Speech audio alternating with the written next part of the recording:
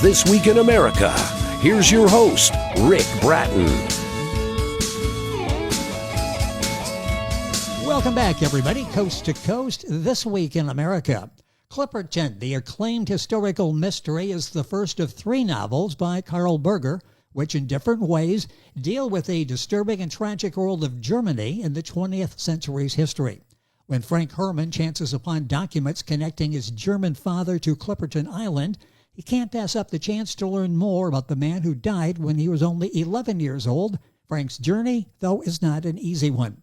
He must deal with the evidence they find showing his father was a high-ranking Nazi involved with Auschwitz and who remained committed to his Nazi ideals throughout his life. Karl Berger is a native of Germany, practicing pediatrician in Johnstown, Pennsylvania, near Pittsburgh, an active member of the Loyal Hannah Writers Association, and has been published in the Loyal Hannah Review. His writing is deeply shaped by the trauma and historical burdens of his homeland. We welcome back to This Week in America, Dr. Karl Berger, author of Clipperton, a novel.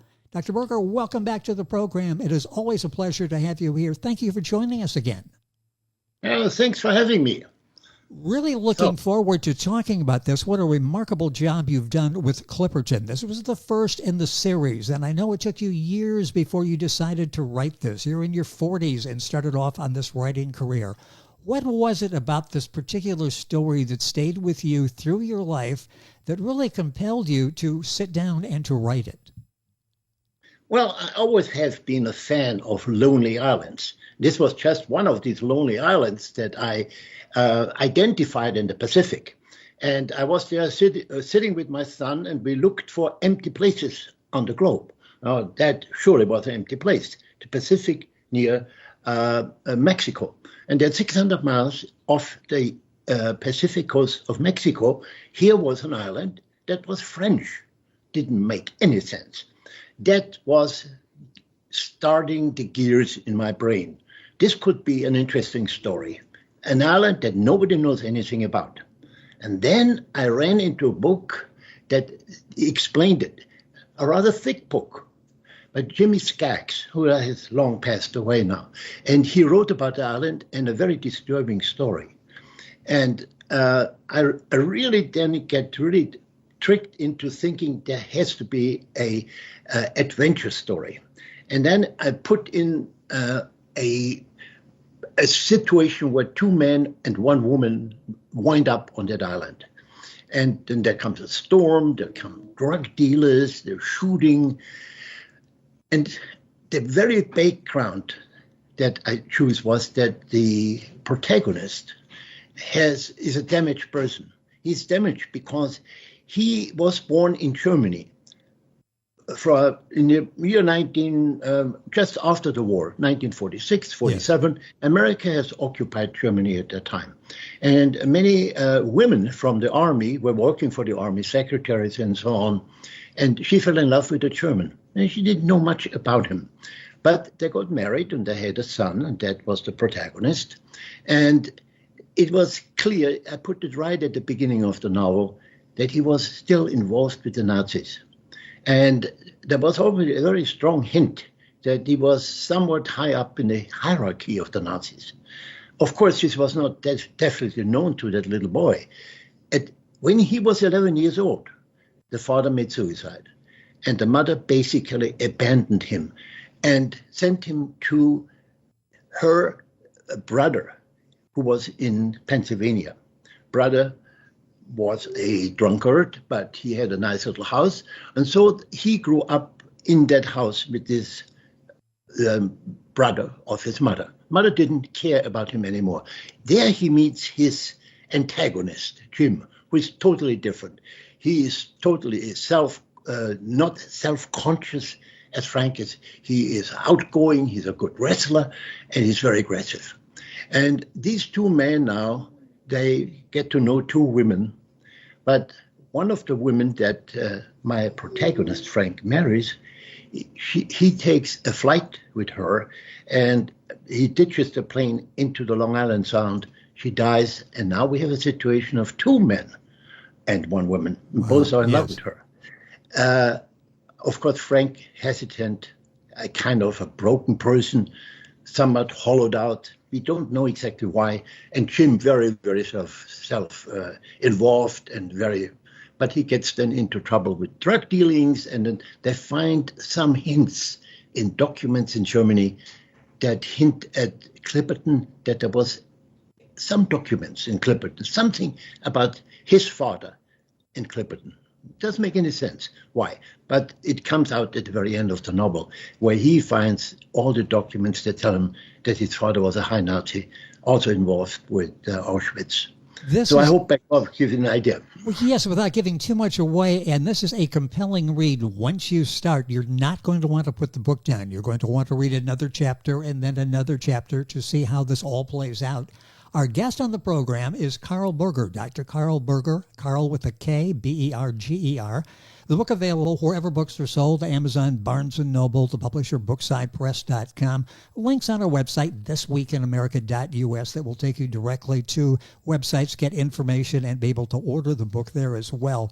What types of challenges did you have? You're writing this book. This book is adventure, survival, betrayal, and you're balancing that with this shame that so many young Germans were trying to deal with in the aftermath of what happened in Germany in the 20th century.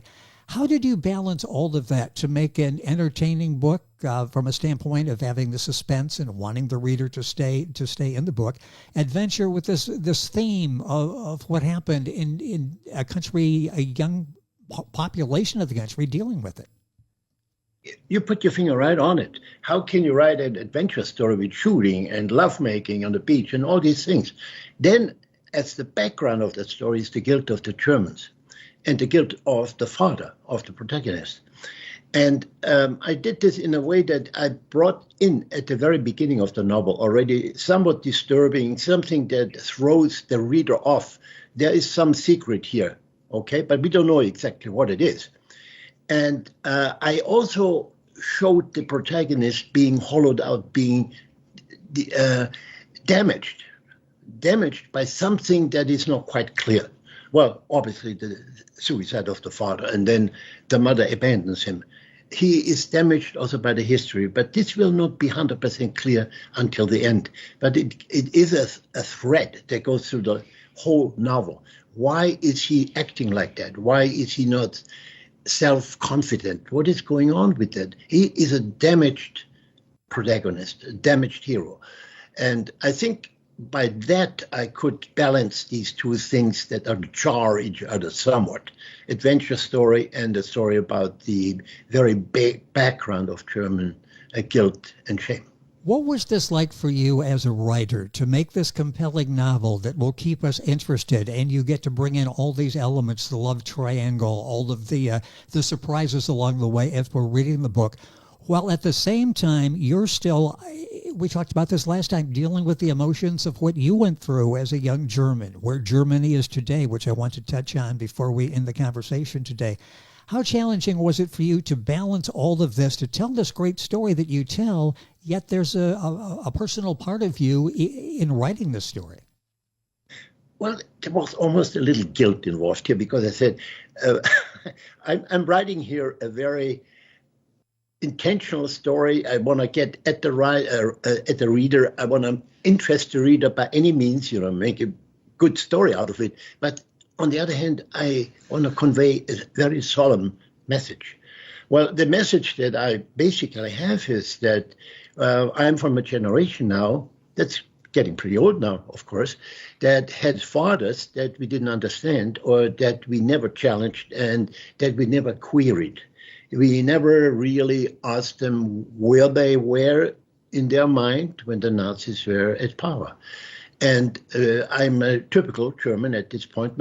Our fathers didn't talk. It was very unusual. And we didn't make them talk. But when I talk around with my friends, they do not make their fathers talk. And I think that's a very, very important thing to do. For the Germans, it's very essential.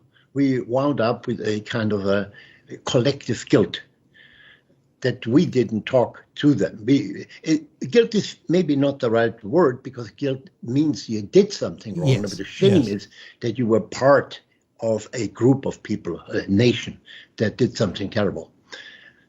There's a famous German writer, W.G. Siebold. Let's talk about him for a second, because his writing, and he wrote in German as well as in English, was dealing with this and guilt. And and again, guilt's probably not the right word. I don't have a better one right now, so we'll use that with an asterisk by it.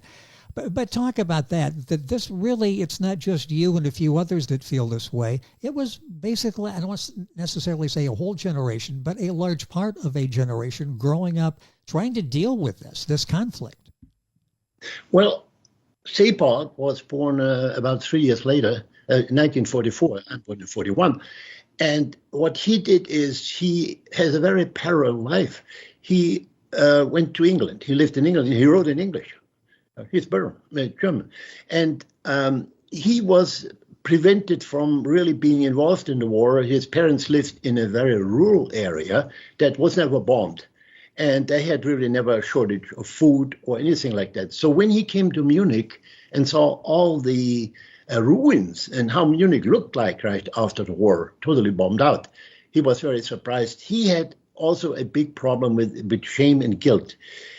He lived in England, I think about 12 or 14 years ago. He died tragically in an accident. What he did is he wrote generally about history in a very, very melancholy mood.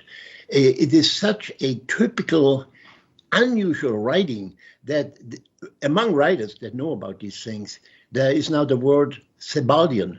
When you talk to a writer and you said it's a Sebaldian mood in the novel, it's a kind of a melancholy, demure, kind of foggy mood. Yes.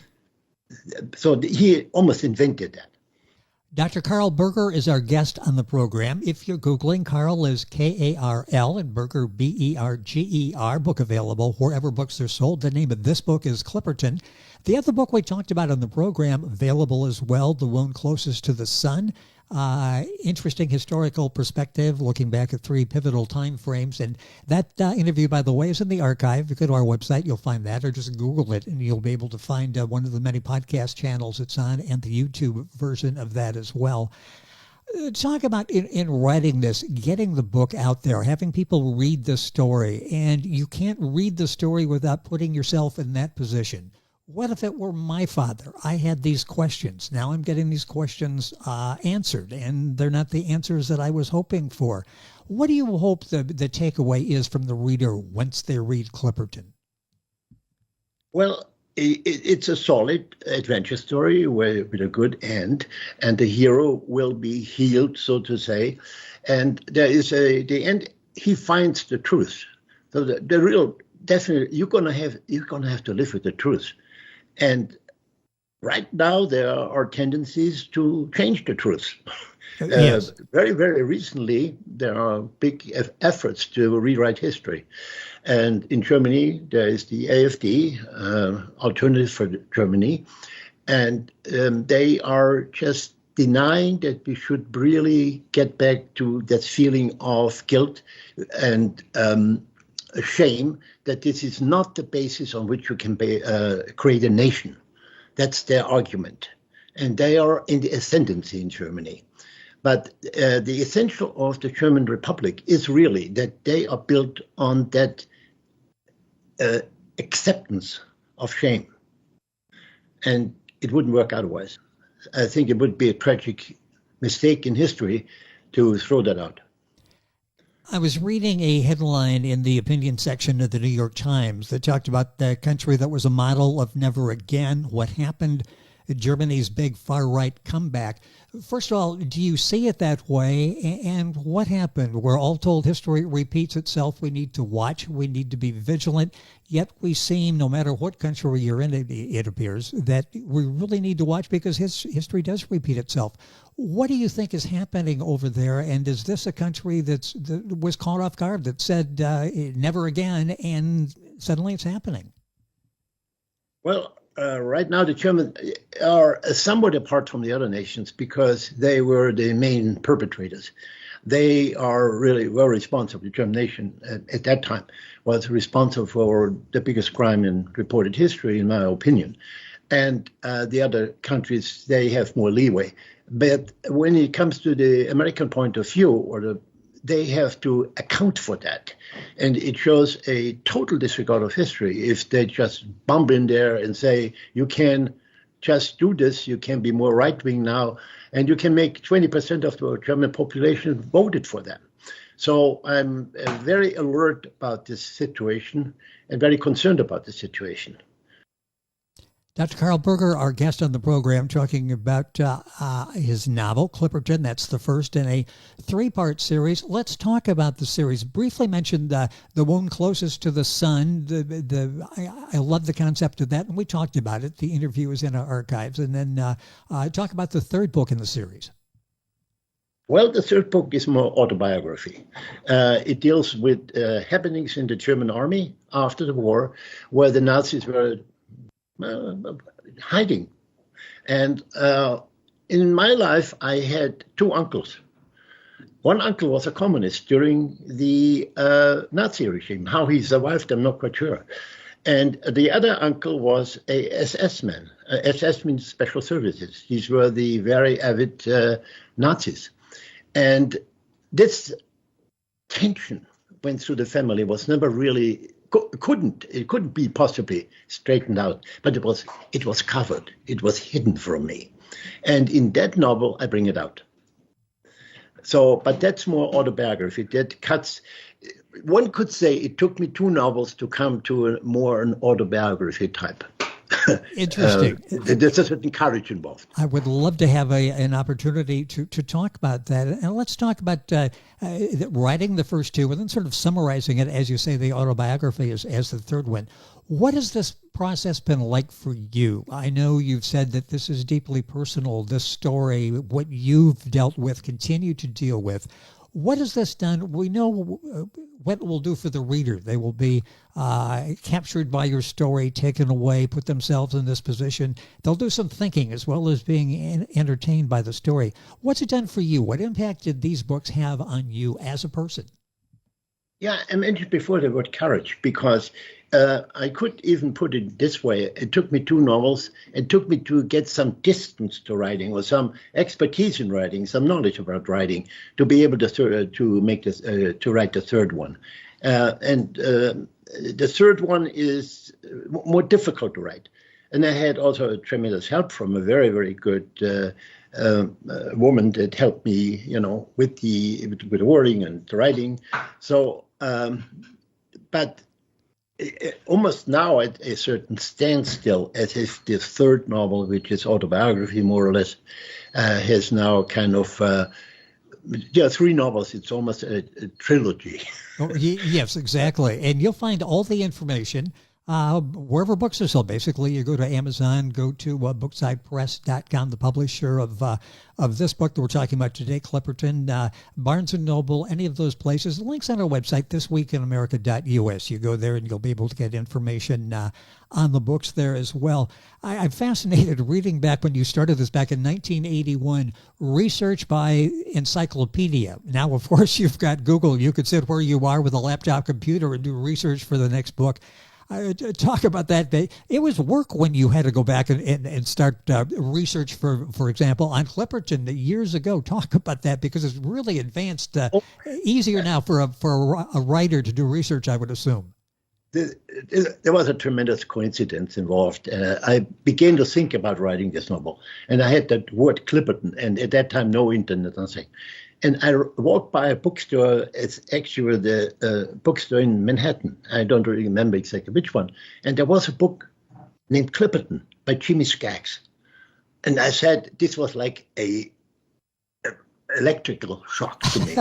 Here I am. I want to write a book about that nobody knows anything about. And here is a whole book about it. And Jimmy Skaggs.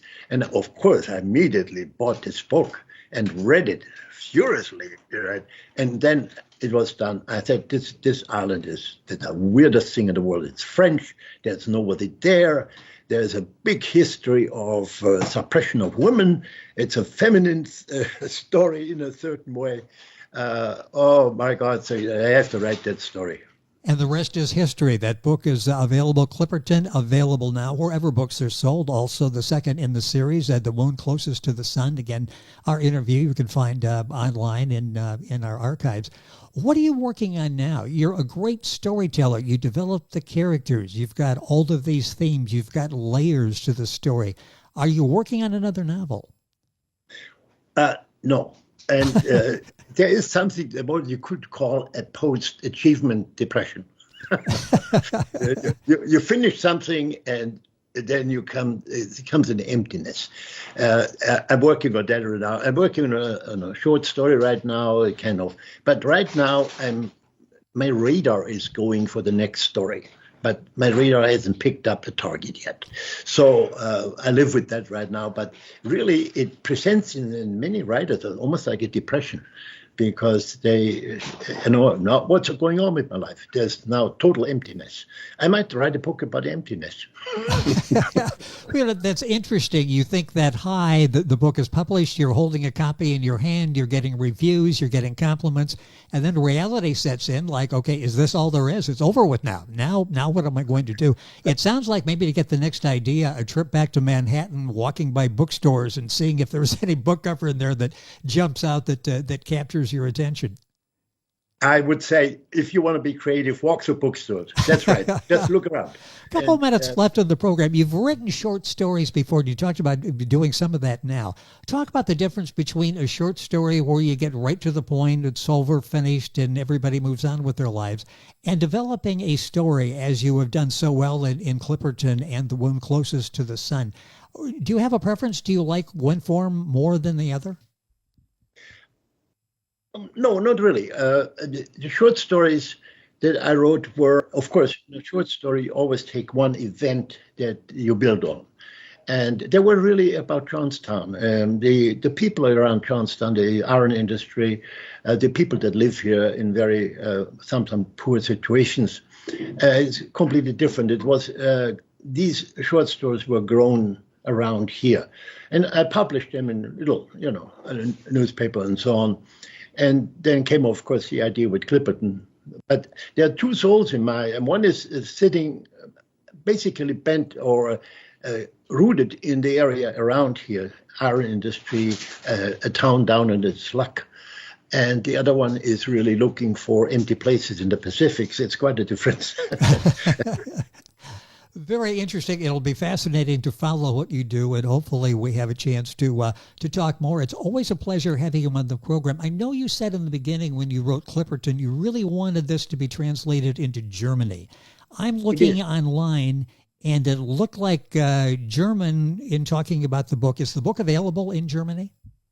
Yes. No, not yet. But a friend of mine, actually, the husband of my cousin in Germany, he translated the book many years ago. Oh, and then okay. It didn't go anywhere. And then I got the book again, and I didn't really have to rewrite almost nothing in that. And so it is being printed right now, actually, in the German version. And I hope, of course, that it makes a big impact in Germany. Yes, I hope that very well, because it is an important book. It is, and as we close today, we touched on history, and I don't want to do that too lightly. We see signs in the U.S. that alarm people. We see signs in Germany that alarm people, including yourself. How seriously should we take history? Some people will say, but the times were different then. We would never go back and go through that again. Yet you see signs that maybe that road's being built to go back through something similar to that. How do we put this in perspective? Well, isn't that the famous word of Saroyan, who said, if you don't learn from history, you're bent to repeat it? Yes. And I think that's the best way anybody ever said it. And obviously some people now refuse to learn from it. That's what I'm seeing. Well said. And boy, the time always goes by so quickly with our guest, Dr. Karl Berger. That's Karl, K-A-R-L, Berger, B-E-R-G-E-R. If you're Googling, you can go right to thisweekinamerica.us, find all the links for the books. BooksidePress.com, the publisher, of course, Amazon.com, Barnes & Noble. The book's available wherever books are sold, and again, links on our website. I'd like to thank Bookside Press for arranging our conversation today. Bookside Press is a Canadian-based self-publisher dedicated to assisting authors worldwide with their publishing and marketing needs. BooksidePress.com. Dr. Berger, it is always a pleasure. Thank you for being with us. Hopefully we can do this again. Thank you for being with us on the program. The name of this book is Clipperton, a novel. The book we talked about before, The One Closest to the Sun. Doctor, thank you for being with us on the program. Always a pleasure. Thanks for having me. It is a pleasure having you on the program. Once again, this book, Clipperton, a novel by Karl Berger. Information on our website, thisweekinamerica.us. And we're back on today's program right after these messages. This Week in America is online. You can visit our website, thisweekinamerica.us. Scott Pinkerton, associate producer of This Week in America. Jay Anderson, segment producer. Ben Watson, webmaster. Otto Bechet, director of engineering and TV production. This Week in America produced and is a trademark of Blue Funk Broadcasting, LLC. For information on all of our guests and to listen to this week's show, our website again at thisweekinamerica.us. And I'm Sean Bratton, executive producer of This Week in America.